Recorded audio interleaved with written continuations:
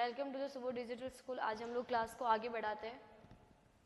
Last topic में हमने पढ़ा था अकाउंटिंग के बारे में, रिकॉर्डिंग कैसे करना, क्लासिफाई कैसे करना। आज उसका आगे वाला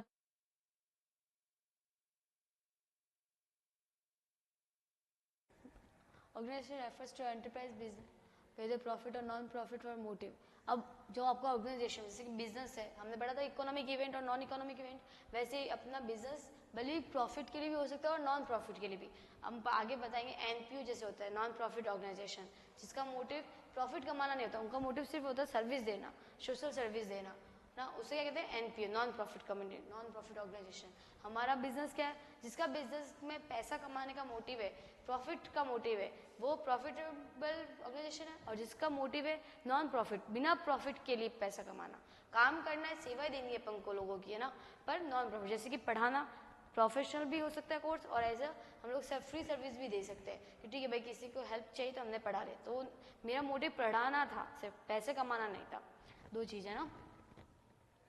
फिर उसके हमारे बहुत सारे आगे टाइप पढ़ेंगे, बिजनेस स्टडीज अगर मैं sole proprietorship, partnership firm, cooperative society, loyal local authority, municipal corporation, है ना। ये सब क्या, सोल प्रोप्राइटर मतलब कि एक स्वामित्व। अब बिजनेस के बहुत सारे टाइप, बिजनेस में हमने इतना पढ़ा कि बिजनेस या तो प्रॉफिट के मोटिव से हो सकता है, प्रॉफिट के उद्देश्य से हो सकता है, या फिर नॉन प्रॉफिट के उद्देश्य से, है ना।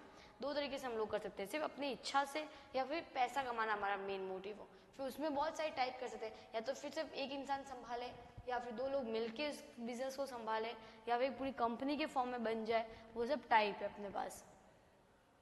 लोकल अथॉरिटी, कम कोऑपरेटिव सोसाइटी जिसमें कम से कम 10 लोग चाहिए एडल्ट, है ना, वो सब चीज़ें।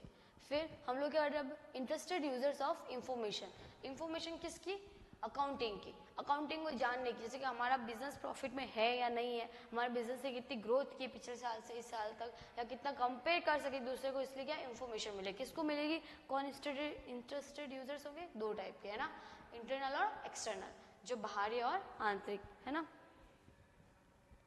Accounting is the mean by which necessary financial information about business enterprise is communicated and is called the language of business, है ना। अकाउंटिंग क्या है, ये बिजनेस की लैंग्वेज है। मैनी यूजर्स फिर नीड फाइनेंशियल इन्फॉर्मेशन, और बहुत सारे यूजर्स को फाइनेंशियल इन्फॉर्मेशन चाहिए ना, उनको जानना है उनके डिसीजंस के लिए। क्यों, अब देखो जैसे कि ये कोई कंपनी अच्छा है, ग्रोथ कर रही, उसके अगर मुझे पता चलता है कि नहीं उसके फंडामेंटल्स अच्छे हैं, उसके सब चीज़ें अच्छी चल रही, उसका ग्रोथ हो रहा है, तो मैं जानूंगी तभी तो उसमें इन्वेस्ट कर पाऊंगी, फाइनेंशियल डिसीजन ले पाऊंगी ना कि हाँ मुझे उधर निवेश करना है या नहीं करना है। Clear. This users can be divided into दो बोर्ड, टू बोर्ड कैटेगरीज में, internal users and external users, है ना। किसको बांटा है, यूजर्स को बांटा है।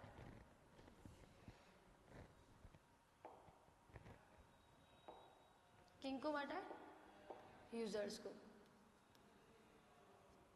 किस में, इंटरनल में और एक्सटर्नल में।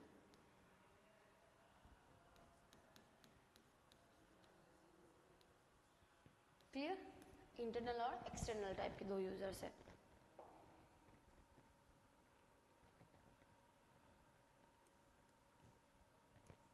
अब इंटरनल यूजर्स में कौन कौन बताया आपको, chief executive, financial officer, vice president, business unit manager, plant manager. ये कौन, इंटरनल मतलब क्या था, वही आंतरिक, हमारे बिजनेस के अंदर काम करने वाले, उनको क्या क्या फायदा होगा इन्फॉर्मेशन जान के, फाइनेंशियल कंडीशंस को जान के बिजनेस के, है ना, वो बताना है। और एक्सटर्नल मतलब जो बाहर है, जैसे कि गवर्नमेंट हमारी, ये दो एक्सटर्नल यूजर्स में कौन कौन होगा, बैंक आएंगे, फाइनेंशियल इंस्टीट्यूशन आएगा, इन्वेस्टर, इन्वेस्टर कौन, जो इन्वेस्ट करना चाहता है पैसा, उसको पता तो होना चाहिए। टैक्स अथॉरिटीज मतलब वही regulatory agency, department of company affairs, register of companies, security exchange मतलब सीबी, एसबीआई, सेबी, है ना। ये सब क्या है, एक्सटर्नल। जो गवर्नमेंट है वो सब एक्सटर्नल यूजर्स है, उनको जानना पड़ता है ना कि भाई उनका बिजनेस है वो कहाँ पे, वो टैक्स दे रहे या नहीं दे रहे, time to time tax file कर रहे हैं या नहीं कर रहे, ना। गवर्नमेंट को कमाई कहाँ से, टैक्स से ही है। अगर कोई लोग कमा तो रहे पर उनको टैक्स नहीं पे कर रहे, तो गवर्नमेंट तो धीरे धीरे अपनी डाउन होगी, तो उसके लिए जानना जरूरी है। इंटरनल दो टाइप के यूजर्स हैं, इंटरनल और एक्सटर्नल। इंटरनल में जो कंपनी के अंदर के पार्ट है, जो कंपनी के अंदर के मेंबर है, उनको भी जानना है कि हाँ हम लोग जो आज ग्रोथ कर रहे हैं वो किसके कारण से कर रहे हैं, हमारी ग्रोथ एक्चुअल में हो रही है या नहीं हो रही है, हमारे जो प्रोडक्ट है वो मार्केट में बिक रहे हैं, या फिर सिर्फ ऊपर ऊपर के जो यूजर्स मेन वो लोग ही ले रहे हैं ना, कुछ चीज़ें जाने उससे वो डिसीजन कर पाएंगे।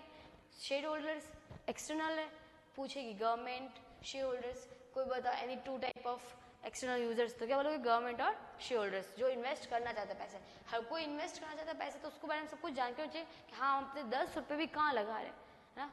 10 रुपये की बात जैसे कि करोड़ों रुपये भी हम कहाँ लगा रहे हैं पता तो होना चाहिए। कहीं ऐसे ऐसी जगह लगा देंगे तो फिर क्या मतलब, बेनिफिट तो रहेगा नहीं। तो ये सब कहाँ से पता चलेगा, उसके इंफॉर्मेशन देके, और इन्फॉर्मेशन देनी भी जरूरी है कंपनी को।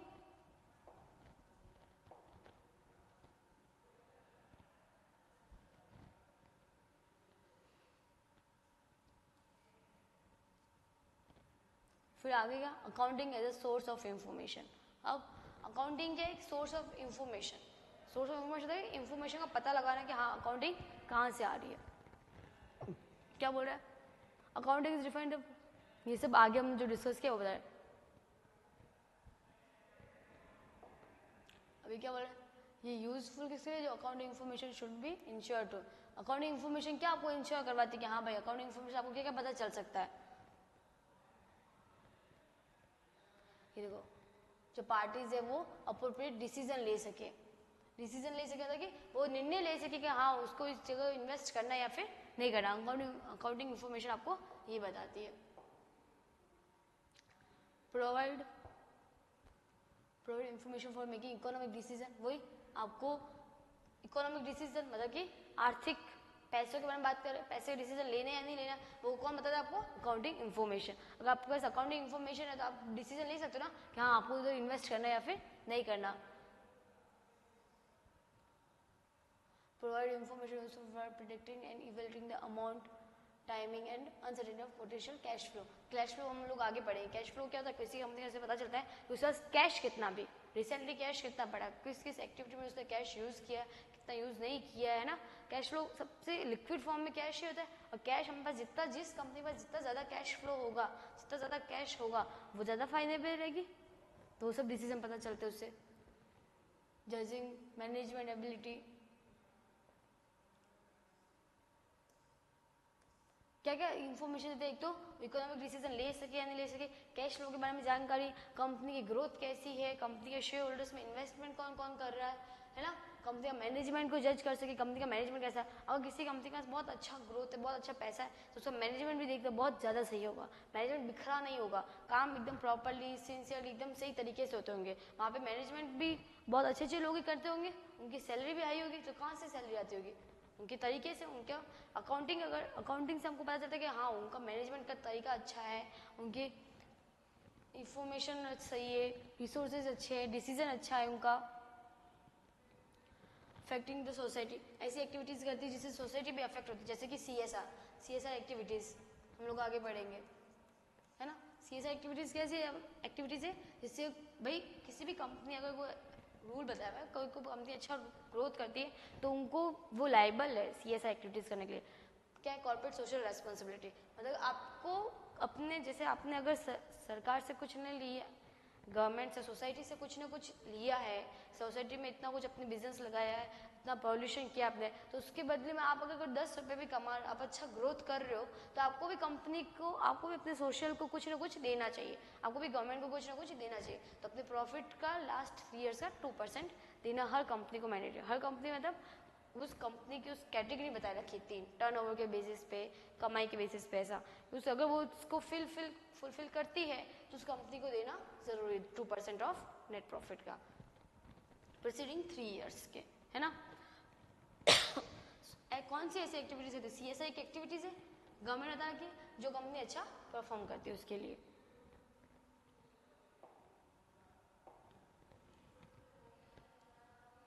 ये सब क्या था, accounting as a source of information, है ना, कि अकाउंटिंग कैसे काम करती है, एक इंफॉर्मेशन, एक सोर्स होता है ना, सोर्स डॉक्यूमेंट, जैसे हम लोग पढ़ते हैं ना, जैसे हमने कुछ खर्चा किया है, या फिर जैसे हमने कोई पेन भी खरीदी या फिर एक AC खरीदी है घर में, तो AC का हमको बिल मिलता है ना, तो बिल क्या है, सोर्स है। हाँ, इसमें सारा कुछ लिखा हुआ आता है कि अच्छा ये आपने इतने में खरीदी, इससे खरीदी, इस टाइम खरीदी, कैश में खरीदी या फिर क्रेडिट में खरीदी, कैसे खरीदी, कैश में दो बहुत सारे, कैश में खरीदी ठीक है, क्रेडिट में कैसे खरीदी, मोड में कौन सा खरीदा है ना, फ़ोन पे किया, गूगल पे किया, या फिर कैसे पेमेंट से किया, किस कार्ड से किया, ये सब कुछ पता चलता है। तो वो क्या सोर्स डॉक्यूमेंट था आपके पास, एक डॉक्यूमेंट वो नेसेसरी, वही क्या है सोर्स इन्फॉर्मेशन। तो आपको इन्फॉर्मेशन और अकाउंटिंग के बारे में, अकाउंटिंग क्या काम की, क्या काम आती है।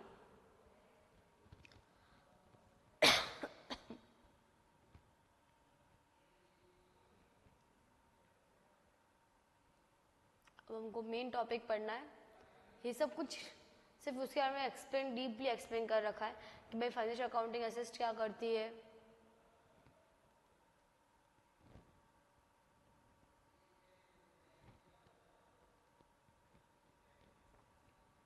हमको मेन सबसे टॉपिक हमारा है ये, है ना, this is a important topic.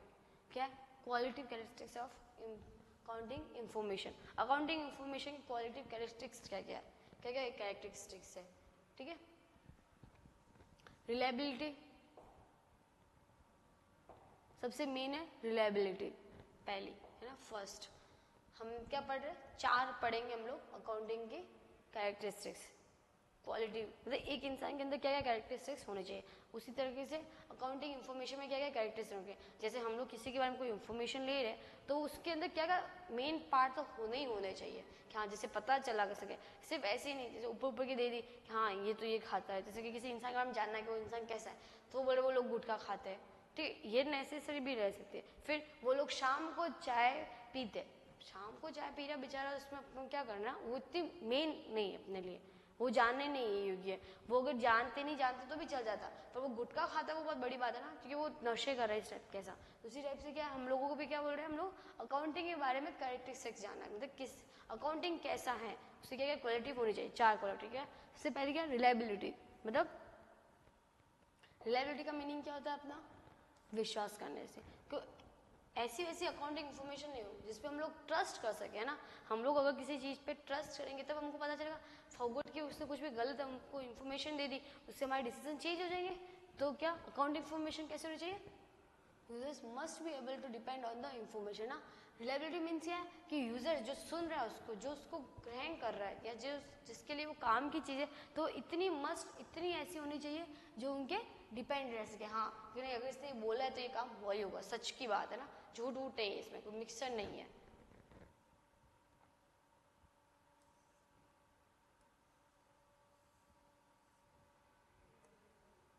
देखो यहाँ है ना कि पहले तो डिपेंड हो सके कौन, यूजर्स, कि हाँ भाई जो उसने बताया वो सब कुछ सच हो, मन से बातें नहीं की हुई हो। फिर इसने क्या, अकाउंटिंग इन्फॉर्मेशन किस पे डिटरमाइन करते हैं, degree of correspondence between what the information, मतलब क्या जो इन्फॉर्मेशन दी है वो और जो एक्चुअल में काम हुआ है या फिर नहीं हुआ। इवेंट ओके, मतलब कि इवेंट काम हुआ है, जैसे मैंने बोल दिया कि ये काम हो गया, और एक्चुअल में काम हुआ या नहीं हुआ है उसके बारे में होनी चाहिए। काम हो रहा है और वो इन्फॉर्मेशन उस पर डिपेंड करती है।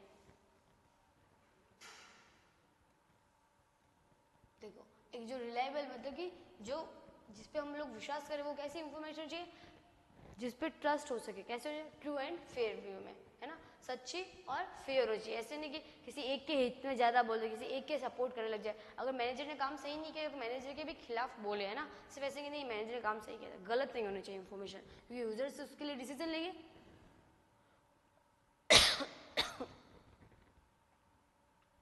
Same method of measuring and be natural and faithful, faithful होने चाहिए, ट्रस्ट योग्य होने चाहिए इंफॉर्मेशन। पहली इंफॉर्मेशन हमने पढ़ी। फिर सेकंड क्या है, रिलेवेंस। रिलेवेंस मतलब कि इससे सपोर्ट क्यों, in time must help in production and feedback and must influence the decision of users, है ना। अब रिलेवेंट, रिलेवेंस मतलब क्या, रिलेवेंट मतलब मेरे काम की चीज होनी चाहिए। बहुत सारी चीजें ऐसे थे जो हमारे काम की नहीं तो भी हम लोगों को बता देते, तो फालतू चीज, उसके लिए फालतू पेज बनने की कहाँ जरूरत है ना। बहुत सारी बुक, एक बुक होती है उसके अंदर बहुत सारी चीजें लिखी होती है, वो जो हमको पढ़ना है उस पर ध्यान देंगे ना हम लोग। अभी हमने देखा थोड़ा बहुत हमने पार्ट स्किप किया, क्यों, क्योंकि वो इतना पढ़ने योग्य नहीं था, सबसे मेन ये था। तो रिलेवेंट टॉपिक तो ये हमारे लिए भी 11th में फर्स्ट चैप्टर में, तो इसलिए हम लोग क्या पढ़े इसको। तो रिलेवेंट टॉपिक क्या, जो हमारे काम की चीजें ज्यादा हो। फिर रिलेवेंट क्या, अवेलेबल इन टाइम, मतलब कि जो जिस टाइम, अब हम 11th का फर्स्ट चैप्टर अगर सबसे लास्ट में पढ़ेंगे तो हमारा बेसिक ही कमजोर हो जाएगा। तो अवेलेबल इन टाइम मतलब कि ऑन टाइम पे जो चीज जिसके अवेलेबल, जो जिसका टाइम है उसी टाइम पे अवेलेबल हो जाना चाहिए। तो क्या रिलेवेंट अपने लिए, हमको डिसीजन आज लेना था शेयर होल्डर्स को उस कंपनी में इन्वेस्ट करे या नहीं करे, और अभी तक तो उसके बारे में कोई रिपोर्ट आई ही नहीं है। रिपोर्ट आई है 10 दिन बाद, 20 दिन बाद, और टाइम तो खत्म हो गया, टाइम पीरियड खत्म हो गया, आपको तो रिलेवेंट नहीं हुई। अवेलेबल इन टाइम नहीं हुई, आई चीज समझ। इससे क्या होगा, अगर अवेलेबल ऑन टाइम होगी तो क्या होगा, प्रिडिक्शन कर पाएंगे हम लोग, प्रिडिक्शन कर पाएंगे ना, भविष्य के बारे में सोच सकेंगे कि हमको उधर इन्वेस्ट करना है या फिर नहीं करना। आउटकम्स ऑफ पास्ट प्रेजेंट और फ्यूचर इवेंट्स का। फिर अब अंडरस्टैंडिंग, पहले हमने क्या पढ़ा, दो आर यू आर सी है ना, R R U C, R R U C कर सकते हैं, जैसे आपको नाम याद होगा वैसे, तो U R C, U R C है ना, यू आर सी है ना, याद आएगा यू आर आर सी। ये क्या कैरेक्टरिस्टिक्स है, 4 कैरेक्टरिस्टिक्स, क्वालिटिव 4 कैरेक्टरिस्टिक्स। क्या, यू से अंडरस्टैंडेबिलिटी, आर से रिलेवेंस और सी से कम्युनिकेशन। आगे हम लोग देखेंगे, अभी तक हमने सिर्फ 2 पढ़ी है, रिलेवेंट पढ़ी और रिलेवेंस पढ़े। रिलायबिलिटी, एक तो क्या पढ़े हमने, रिलायबिलिटी पढ़ी, और एक क्या पढ़ा हमने, रिलेवेंस। अब क्या पढ़े हम लोग, अंडरस्टैंडेबिलिटी, कि हम लोग अंडरस्टैंड कर सकते हैं या नहीं कर सकते। अंडरस्टैंड जो हम देख रहे हैं उससे हम लोग समझ पा रहे हैं या फिर नहीं समझ पा रहे। क्या means decision makers must interpret accounting information the same essence it's prepared and convey to them the quality that is good and bad communication in a message are fundamental understanding of the message.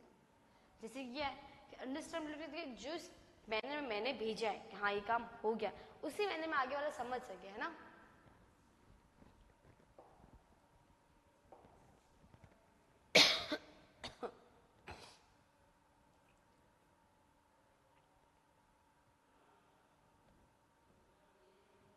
आ गया ना, says in which the sender has sent accounting should present the comparable receipt।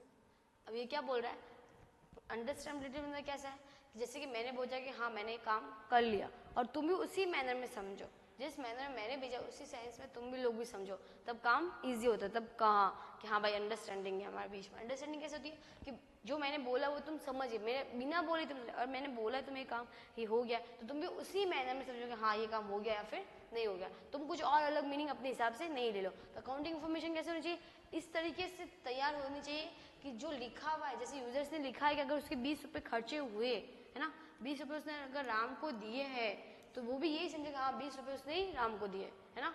इस तरह से accounting होनी चाहिए आपकी, कि जो बताया है डिसीजन, जिसको डिसीजन लेना है वो इसी मैनर में समझे जो जिसने भेजा है, जिसने मैसेज को भेजा है। लिखा हुआ है sent, sender has sent, same sense में होना चाहिए।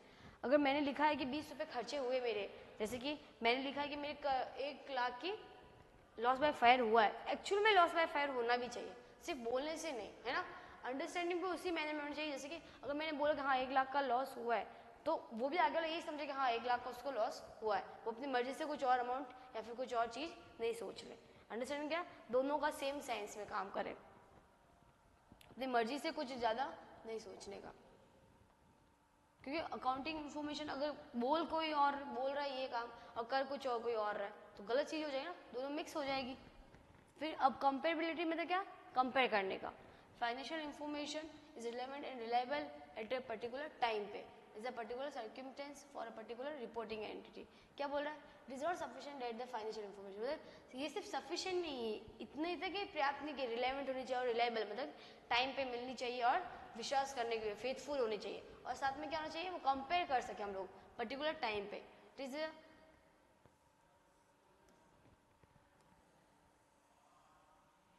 अब कंपेयर कैसे से, या तो फिर मेरी कंपनी और कोई दूसरी कंपनी, है ना, सेम इंडस्ट्री में, जैसे कि मेरी कोई कंपनी मान लो पेन की है, इलेक्ट्रॉनिक, मेरी ब्लू पेन बनाने की कंपनी है, एक और कंपनी है जिसकी भी ब्लू पेन है, तो दोनों हम लोग कंपेयर करके हम लोग कहाँ ग्रोथ करें, उस कंपनी में क्या अच्छा है ऐसा जिससे हमारी ग्रोथ कम हो रही है, या फिर वो कंपनी कहाँ वीकनेस है उसकी वीकनेस बतानी, फिर हमारी वीकनेस चेक करने की, हाँ दोनों की वीकनेस सेम हो रही है। वो लोग रॉ मटेरियल कहाँ से खरीदते हैं जिससे उनको इतना सस्ता पड़ रहा है, उनके घर पे कॉस्ट सिर्फ 3 रुपये की पड़ रही है और हमारे घर पे 4 रुपये की पड़ रही है, तो 1 रुपये का डिफरेंस कहाँ आ रहा है उस चीज़ में, है ना। ये सब लोग हम लोग कंपेयर कर सके। अगर हम लोग एक दूसरे से कंपेयर करेंगे तो हमको पता चलेगा ना हमारी वीकनेस क्या और हमारे अच्छे पॉइंट्स क्या क्या है।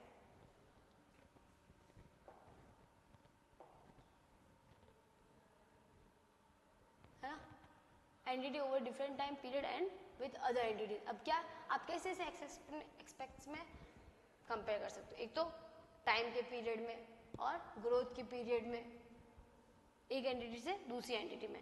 To be comparable, accounting reports must belongs to a common period and use common units of measurement and format of reporting. अब इसने ये क्या बोल रहा है, अभी बताया ना एक कंपनी दूसरी कंपनी से कंपेयर कब करेगी, जब दोनों कंपनी सेम ही यूनिट में काम करे या सेम ही मेजरमेंट होगा. अब जैसे कि एक ब्यूटी प्रोडक्ट और एक कर ले शूज प्रोडक्ट, है ना.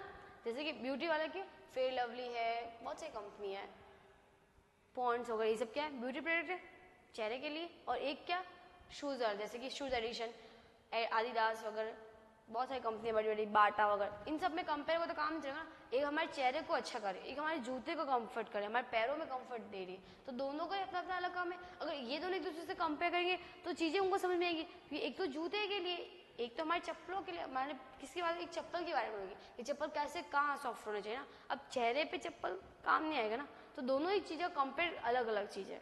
तो एक कॉस्मेटिक, एक कोई बैंगल्स का काम है, और एक कोई कर रहा है एंकलेट पैरों में बनाने वाला, वो भी दोनों अलग अलग काम है. उन दोनों को भी हम लोग नहीं कर सकते ना, लोगों की रिक्वायरमेंट अलग अलग होती है. किसी को बैंगल्स ज़्यादा पसंद है, बहुत सारे साइड में बैंगल्स ज़्यादा चलते हैं और किसी साइड में एंकल ज़्यादा चलते हैं, तो दोनों एक दूसरे का कंपेयर नहीं हो सकते. कंपेयर कब होता है, जब 11th क्लास का बच्चा 11th क्लास से ही कंपेयर करे. अब उसमें भी स्ट्रीम अलग अलग है, कॉमर्स, साइंस, आर्ट्स. अगर कॉमर्स का बच्चा 11th के कॉमर्स का बच्चा एक दूसरे 11th के कॉमर्स के बच्चे से कंपेयर करेगा, तो जिसे समझ में एक ही क्लास में हम लोग कंपेयर कर सकते हैं. फिर एक हम स्कूल में अलग से कंपेयर कर सकते हैं, से ये वाली स्कूल, दूसरी स्कूल, दो स्कूल मिलके उसी क्लास के सेशन, उसी क्लास के बच्चों में कंपेयर करें तो भी पता चल सकता है कौन सी स्कूल ज़्यादा अच्छा ग्रोथ कर रही है, कितना अच्छा बेसिक है उनका, कितना अच्छा पढ़ाने का तरीका है. हर चीज़ समझ में. अब हम लोग क्या करते हैं, हम लोग 11th कॉमर्स के बच्चे को 12th कॉमर्स के बच्चे से कंपेयर कर रहे हैं. चीज़ गलत हो जाएगी.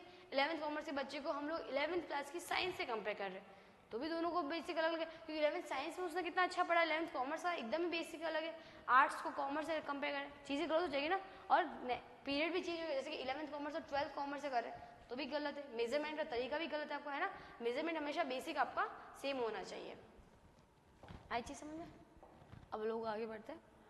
हमने भी क्या पढ़ा, 4 कैरेक्टरिस्टिक्स किसकी, अकाउंटिंग इंफॉर्मेशन की. क्या क्या पढ़ी, अंडरस्टैंडेबिलिटी, कंपेरेबिलिटी और रिलेवेंट और रिलायबिलिटी. चीज़ ब्रीफ में. जैसे कि अकाउंटिंग इंफॉर्मेशन की कैरेक्टरिस्टिक है, एक तो पहले क्या बोलती है, रिलेवेंट होनी चाहिए हमारे लिए, मतलब हमारे लिए काम की इंफॉर्मेशन होनी चाहिए. जो बिना अननेसेसरी आइटम, अननेसेसरी इंफॉर्मेशन वो हमारे काम की नहीं है, अननेसेसरी इंफॉर्मेशन को देने की हमको जरूरत नहीं है. फिर सेकंड रिलायबिलिटी, मतलब कि ऐसी इंफॉर्मेशन जो फेथफुली हो, जिसपे डिसीजन मेकर डिसीजन फेथ समझ कर सके, ट्रू एंड फेयर व्यू में होनी चाहिए इंफॉर्मेशन को. फिर थर्ड, कंपेयर कर सके, हम लोग एक दूसरे को कंपेयर अच्छे से कर सके. चीज़ आई समझ में. कंपेरेबिलिटी होनी चाहिए, जैसे एक कंपनी दूसरी कंपनी को अगर कंपेयर करें तो सेम यूनिट होनी चाहिए, सेम मेजरमेंट होना चाहिए और पीरियड भी सेम होना चाहिए. फिर हमने पढ़ा अंडरस्टैंडेबिलिटी की अगर जिस डिसीजन भेजने वाले ने मैसेज जिस तरीके से, जिस मैनर में आपने अपने इंटेंशन से अपने मैसेज भेजा है, उसी आगे वाले को उसी वे में समझ में आना चाहिए. अंडरस्टैंडेबिलिटी कैसे, अगर मैंने बोला ये काम हो गया है, जैसे इवेंट एक्चुअल में हो गया है, मेरी बिजनेस एक्चुअल में लॉस हो गया है, आग लग गई है, तो एक्चुअल में वो काम हुआ भी होना चाहिए, सिर्फ बोलने से नहीं, वो काम हुआ हो और आप इंफॉर्मेशन दे रहे हो, दोनों सेम टाइम पे मैच है. जैसे मैंने बोला मैं 2011 में आग लग गई थी, तो हाँ 2011 में आग लगी होगी, है ना. अब आगे ईयर को चेंजेस नहीं कर सकते, आपने जिस महीने में भेजा उसने आगे वाले महीने में उसी वे में समझा, वो क्या आपकी अंडरस्टैंडेबिलिटी आई. बिजनेस में अंडरस्टैंडेबिलिटी मतलब यही है कि अगर आप बोल रहे हो कि इवेंट आपका हुआ है, तो एक्चुअली वो इवेंट होना चाहिए, सिर्फ आप बात नहीं कर रहे हो वो इवेंट हो सकता है, होगा, है ना. झूठ नहीं बोलना आपको. फिर हम लोग क्या पढ़ा, ऑब्जेक्टिव ऑफ अकाउंटिंग. अब अकाउंटिंग के ऑब्जेक्टिव क्या क्या है, अकाउंटिंग हमको करनी क्यों जरूरी है, अकाउंटिंग का उद्देश्य क्या हमारे जिंदगी में, हमारे बिजनेस में क्या क्या है. Useful information to the interested groups of users, है ना. जिसे किसको ये accounting with useful information, interested group of users को. यूजर्स कितने थे हमने पढ़े, external and internal. The necessary information particular in case of external users is provided in the form of financial statement, profit and loss account and balance sheet beside the provided with additional information. अब ये क्या बोल रहा है कि भाई accounting system info जो है, अकाउंटिंग ऑब्जेक्टिव ऑफ अकाउंटिंग क्या है, इंफॉर्मेशन सिस्टम, इंफॉर्मेशन बताने हो गया अकाउंटिंग जो प्रोवाइड यूजफुल इन्फॉर्मेशन, अकाउंटिंग है जो प्रोवाइड करती है यूजफुल इन्फॉर्मेशन, जो काम की इन्फॉर्मेशन वही प्रोवाइड करती है किसको, इंटरनल और एक्सटर्नल यूजर्स को। क्यों, जैसे कि वो नशे से इन्फॉर्मेशन ले सके, जो जिसके काम, जैसे एक्सटर्नल यूजर्स से जो काम के वो लेंगे, इंटरनल यूजर्स अपने काम की चीज़ें लेंगे, और किसके थ्रू देंगे, फाइनेंशियल स्टेटमेंट के थ्रू, प्रॉफिट एंड लॉस के थ्रू। अब हम लोग पढ़ेंगे maintenance of record of business transaction, है ना, कैसे मेंटेन करना बिजनेस रिकॉर्ड के ट्रांजेक्शन को, बिजनेस में जो भी ट्रांजेक्शन है उसको कैसे हम लोग रिकॉर्ड कर सकते हैं, उसको कैसे मेंटेन करना, हम लोग वो पढ़ रहे हैं। Account is used for the maintenance of systematic record of all accounting transaction books of accounts when the most brilliant executive or manager cannot remember the merits। अभी देखो ये क्या बोल रहा है इसमें कि भाई जो बिजनेस में ट्रांजेक्शन हुए, जैसे कि हमारा बिजनेस है किराने का, तो उसमें हम लोगों ने शक्कर बेची, दाल बेची, किराना, गेहूँ, जो भी आइटम बेचे हमने, उन सबका लिखना, रिकॉर्ड करना क्यों नेसेसरी है। किसी भी बिजनेस की इंफॉर्मेशन हुआ, जैसे किसी को भी बिजनेस में हुआ है, कोई बिजनेस में ट्रांजैक्शन हुआ है, जैसे कि आपने कोई बिजनेस में ट्रांजैक्शन किया, लेन देन किया है, तो उसको लिखना क्यों जरूरी, क्यों रिकॉर्ड करना मेंटेन है। अब जैसे कि हमने एक बिजनेस है हमारा, एक दिन जैसे हमारा बिजनेस ही क्या है, कंटिन्यू चलने वाला है, जब तक हम रहेंगे तब तक तो हमारा बिजनेस रहना ही रहना चाहिए। हम लोग आगे पढ़ेंगे ये सब चीज़ें ना, तो उस पर्सपेक्टिव से हम लोग अपना बिजनेस खोलते हैं। कोई भी इंसान अपना बिजनेस भी खोलता है कि हाँ भाई हमारे लॉन्ग रन के लिए, लॉन्ग टाइम के लिए, सिर्फ आज की बात नहीं, बरसों से बात कर रहे हैं ना, उसके लिए हम खोल रहे हैं, फ्यूचर की देख के हमने खोला अपना बिजनेस। और फिर उसमें हमने क्या किया, अब जैसे आज ट्रांजेक्शन हुए, 10 ट्रांजेक्शन खत्म हुए, आज एक शॉप पे 20 बार लोग आने जाने का ट्रांजेक्शन किया, जैसे 20 बार लोग है ना, इतने सारे आते, हम लोग सबसे पहला एग्जाम पेट्रोल पंप का लेते हैं। पेट्रोल पंप में क्या होता है, कितनी की भीड़ होती है, दिन में कम से कम 20-30 व्हीकल तो आ ही जाते हैं। अब कौन कैसा व्हीकल होता है, कभी ट्रक आती है, कभी गाड़ी आती है, वो भी आती है, तो बहुत सारे टाइप की आती है, तो उसमें फिर लिखना जरूरी होता है ना, उनको सब कुछ मेंटेन करना पड़ता है, कब कौन भराना आ रहा है, कब किस टाइम पे आ रहा है, कितना टाइम लग रहा है, सब चीज़ें लिखनी जरूरी है।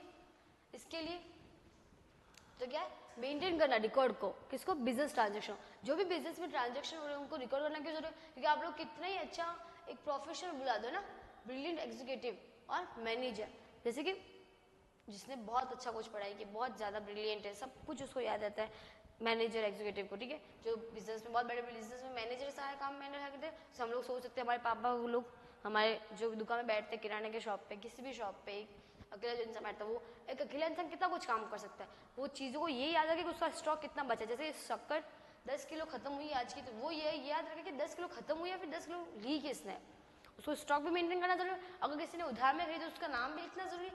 तो एक इंसान अगर ये सब कुछ लिखेगा ही नहीं तो उसको कैसे याद रहेगा, उसके माइंड में सिर्फ 10 चीज़ें की याद रहेगी, हाँ कि दिन में आज 10 ट्रांजेक्शन, तो आज उसको 10 के याद तो रखे, पर कल और अगर होंगे, परसों और होंगे, तो सब याद कैसे रहेगा, है ना। महीने के अंत में या फिर साल के एंडिंग में वो अपना प्रॉफिट लॉस कैसे निकाल पाएगा, उसको तो रफ कैलकुलेशन होगी अपने माइंड में कि हाँ इसने 10 रुपये दिए होंगे शायद कि नहीं दिए होंगे, इसने 100 रुपये का माल लिया था या नहीं लिया था, 1000 रुपये का माल लिया या नहीं लिया। अगर मैं 100-10 रुपये की बात करूँ, बात सिर्फ 10 रुपये की बात नहीं, बात क्या, पैसों के बारे में बात करें, रुपये के बारे में बात करें। रुपये एक भी बहुत कीमती होता है, अगर 10 रुपये बोल रहे जैसे कि करोड़ों में बात समझ आए, हम लोग अकाउंट्स में हमको रुपये से मतलब, भले वो 1 रुपया हो या फिर करोड़ की बात हो, बात रुपये की। अगर रुपये का कोई भी ट्रांजेक्शन हो हमारे लिए अकाउंटिंग में सबसे मेन ट्रांजेक्शन है। अगर आपका 1 रुपया भी इधर उधर कम होता है तो सारी आपकी बैलेंस शीट भी मैच नहीं होती, हम लोग आगे देखेंगे। इसलिए हमको सिर्फ 10 रुपये में नहीं जा रहा, बात इतनी है अगर वो 10 रुपये का रिकॉर्ड नहीं कर पा रहा है तो कल को वो हजार रुपये का भी रिकॉर्ड नहीं करेगा। जैसे कि कोई छोटा शॉपकीपर, उसके लिए 10 रुपये बहुत इंपॉर्टेंट है, और बहुत बड़ी कंपनियां उसके लिए लाख रुपए भी इंपॉर्टेंट है। अगर 1 लाख का ट्रांजेक्शन दिन में 4 ट्रांजेक्शन होता है तो 4 लाख का ट्रांजेक्शन वो याद ही नहीं कर पाया, अगले दिन और होंगे, पिछले दिन और होंगे, तो जैसे जैसे महीना काम बढ़ता रहेगा तो वो याद ही नहीं कर पाएगा। तो क्या हमको रिकॉर्ड करना जरूरी है बिजनेस ट्रांजेक्शन को। परचेज है ना, वेरी ट्रांजेक्शन तो क्या है, अब बहुत सारी टाइप के ट्रांजेक्शन होते हैं, सिर्फ परचेज ही करने का। आप माल को सिर्फ खुद तो नहीं खरीदते हो, आप भी तो माल को बेचते होंगे, परचेज कोई करता होगा, एक इंसान परचेज कर सकता है, सेल्स कर सकता है, किसी को उधार में माल दे सकता है, रिसिप्ट पेमेंट सब कुछ होता है, तो अकेले इंसान कहाँ का ध्यान रखेगा ना। अब भले कितने ब्रिलियंट हो तो भी नहीं रख सकते ना, सिर्फ मेमोरी कितनी हमारे 1 दिन की, 2 दिन की, 4 दिन की, हम लोग कोई महीने साल की मेमोरी नहीं रख सकते, हमको कहीं ना कहीं छोटा सा रिकॉर्ड करना ही पड़ता है। तो उससे क्या बोला, आपको मेंटेन करना जरूरी बिजनेस के ट्रांजेक्शन्स को। फिर आगे क्या, calculation of profit and loss, अभी हमने पढ़ा। अगर हम लोग मेंटेन अच्छे से करेंगे तो हम लोग कैलकुलेट भी अच्छे से कर पाएंगे। क्या पढ़ रहे हैं हम? Objective accounting. हमको अकाउंटिंग के ऑब्जेक्टिव क्या, हमको अकाउंटिंग करने के उद्देश्य क्या, हम लोग अकाउंटिंग के पहले पार्ट क्या पढ़ा हमने कि maintenance of recording of transaction, business transaction को रिकॉर्ड करने के लिए मेंटेन करना है ना, बिजनेस ट्रांजैक्शन को रिकॉर्ड सकते हैं किससे? अकाउंटिंग। अगर हमने अकाउंटिंग कर रखे है अच्छे से तो हम लोग बिजनेस ट्रांजैक्शन को अच्छे से रिकॉर्ड कर सकते हैं। बिजनेस ट्रांजैक्शन मतलब कि बिजनेस ट्रांजैक्शन इकोनॉमिक इवेंट है ना, जैसे कि आपने बिजनेस में वो माल खरीदा, माल बेचा, उधार पे माल दिया, नकद में खरीदा, वो सब कहाँ लिखोगे? मेंटेन करोगे बुक्स में। फिर प्रॉफिट और लॉस की कैलकुलेशन करना। The owner of business are to have an idea about the net result of their business operation, predictably whether the business has earned profit or incurred loss.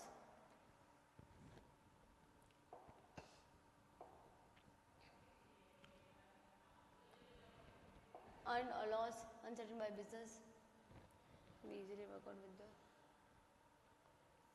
profit represent the, जैसे कि देखो it is total revenue of given period 6 lakh and total expense 5 lakh. अब देखो इसने क्या बताया आपको? Profit और लॉस की भी कैलकुलेशन करनी है ना, प्रॉफिट लॉस के बारे में पता लगाना, कैलकुलेशन करेंगे प्रॉफिट लॉस का, वो भी क्या किससे पता चलेगा हमको? अकाउंटिंग अगर हम लोग करेंगे तो हमको पता चलेगा हमारे क्या प्रॉफिट या लॉस हुआ। अब एक बिजनेस ने प्रॉफिट कमाया या फिर लॉस किया, लॉस हुआ या फिर प्रॉफिट अर्न किया, तो सब किससे पता चलेगा? उस पीरियड के लिए, मतलब कि इस पीरियड में, जैसे 1 साल के पीरियड में उसने, उस कंपनी ने, उस बिजनेस ने प्रॉफिट किया या लॉस किया, वो कैसे पता चलेगा हमको?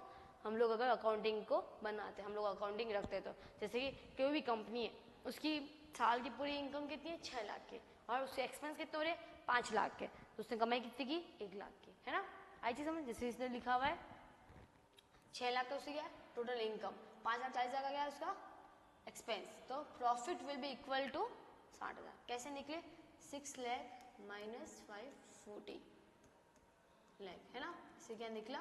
60,000 का प्रॉफिट। मतलब क्या समझ आ रहा है? 6 लाख के उसके इनकम थे, 6 लाख की पूरे साल में इसने कमाई की और 540 से उसने सारे खर्चे किए, तो उसके कितने कमाई हुई? 60,000 की इस साल की कमाई हुई, 60,000 का वो प्रॉफिट में। आई चीज में वो किसी वजह से हमने अकाउंटिंग की होगी, हमने एक रिकॉर्ड 6 लाख बता से एक ट्रांजेक्शन को लिखा होगा, अच्छा 1 लाख राम से, 1 लाख का राम ने मान लिया, 2 लाख का श्याम ने लिया, 3 लाख का इसने लिया, इस तरह से कमाई हुई। हम लोग को फर्नीचर बेचा होगा उससे, फिर खर्चे भी हमने कुछ नई आइटम खरीदा होगा, उसके ट्रांजेक्शन किया होगा, रिपोर्ट, फिर हमने ट्रांसपोर्ट किया, वो किया, सारे बहुत सारे खर्चे हमने सबने रिकॉर्ड किया, तब हमने अमाउंट एक्चुअल में निकला, अच्छा 6 लाख आया और 540 आया। आई चीज समझ? फिर क्या बोला है? थर्ड पॉइंट हमारा, फर्स्ट पॉइंट हमने क्या पढ़ा कि बिजनेस ट्रांजेक्शन को रिकॉर्ड करना, मेंटेन, है ना, maintain of record of business transaction, मतलब बिजनेस ट्रांजेक्शन को आप लोग रिकॉर्ड करके रखो, मेंटेन करके रखो। फिर सेकंड में हमने क्या पढ़ा? प्रॉफिट और लॉस की कैलकुलेशन करना। अब हम लोग थर्ड में क्या पढ़ रहे हैं? फाइनेंशियल पोजीशन के बारे में पता करना, रिपोर्ट करना। इसको क्या कहते हैं हम लोग? रिपोर्ट करना। क्या वर्ड है? रिपोर्ट करना। किसकी? फाइनेंशियल पोजीशन के। आप लोग अभी कहाँ स्टैंड करते हो उसके लिए, क्लियर?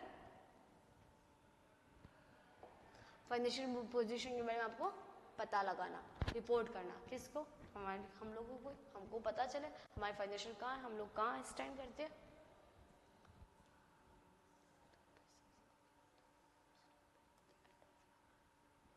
देखो इसमें क्या नाम है? Assets and liabilities. अभी हमको नहीं पता, हम बताते हैं।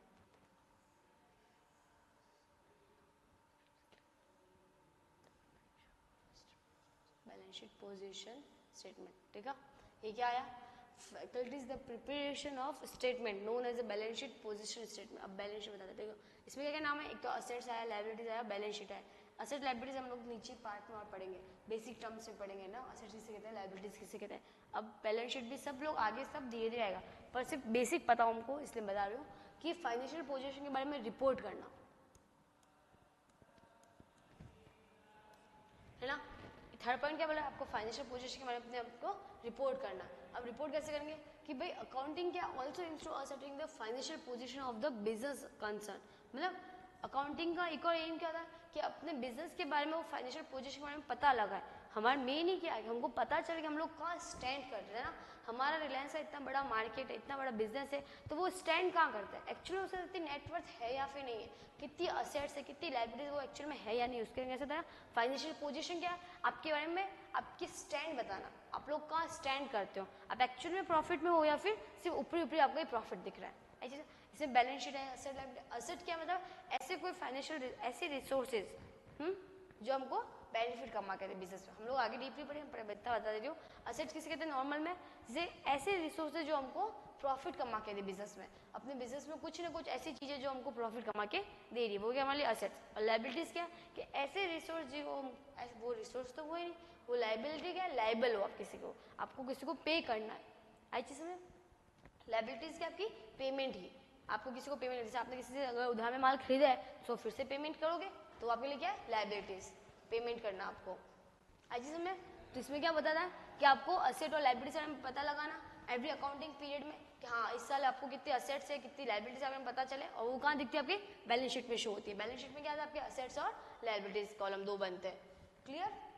फिर आगे जो है 4th टॉपिक वो हम लोग नेक्स्ट क्लास में पढ़ते हैं। आज के लिए इतना ही। Thank you guys.